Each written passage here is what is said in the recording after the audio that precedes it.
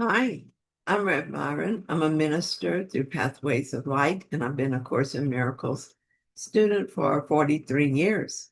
I'm going through the lessons again this year, asking Jesus to clarify for me, and then I write from that clarity. And that's what I'm sharing with you today. So let's get started. We're looking at lesson 216. I am not a body, I am free, for I am still as God created me. And we're looking at the review lesson 196. It can be but myself I crucify. All that I do unto myself. If I attack, I suffer. But if I forgive, salvation will be given me. I am not a body, I am free, for I'm still as God created me. This lesson makes more sense to me every day. I believed it in the first time I read it, mainly because Jesus said it. But I didn't always see how it was true in every instance. I could recall many times in my life when I seemed clearly to be a victim. Over time, though, those exceptions began to dissolve. Now, I never doubt this teaching. If I don't immediately see how it's true, I ask the Holy Spirit for clarity. My mind still wanders, and when I'm not paying attention, it can drift into grievances.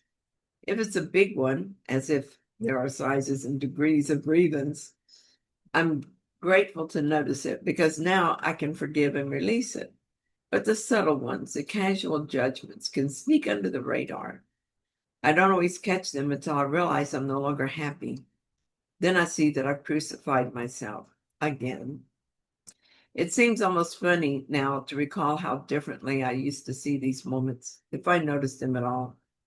I might think someone said or did something I didn't like and feel wronged. Maybe it was just a fleeting sense of being treated unfairly. And then my mind moved on. But even in that moment, I was not at peace. More than that, I had forgotten who I was.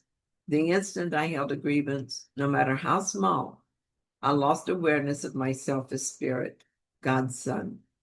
And in that forgetting, I harmed myself further. In seeing anything as outside of me, I reinforced the belief in separation. And because separation is a denial of God's creation, I also reinforced guilt. This matters deeply. I am either spirit or body. I can't be both. I'm either one with God and all creation, or I'm not. The more I accept my oneness with all, the happier I am. When I believe there is more than one, the idea of competition inevitably arises. I see someone in expensive clothes and my mind compares her to me. I admire a beautiful car and suddenly mine seems lesser.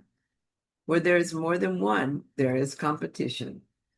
Even if I manage to believe in oneness with the sonship, if I still believe I'm separate from my creator, I will see myself in competition with God.